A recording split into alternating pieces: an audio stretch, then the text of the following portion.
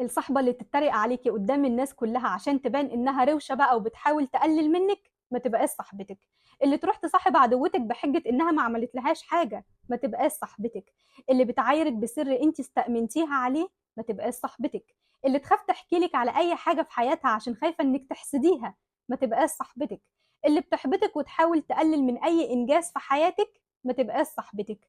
اللي اول ما تلاقي البديل تجري عليه وتسيبك وتنساكي وما تسألش فيكي، ما تبقاش صاحبتك. اللي تختار الطريق السهل في اي مشكله تافهه وتبيعك وتبيع العشره، ما تبقاش صاحبتك. اللي عايزه نفسها دايما احسن منك ودايما بتحاول تحبطك وتوقفك عن اي خطوه كويسه في حياتك، ما تبقاش صاحبتك.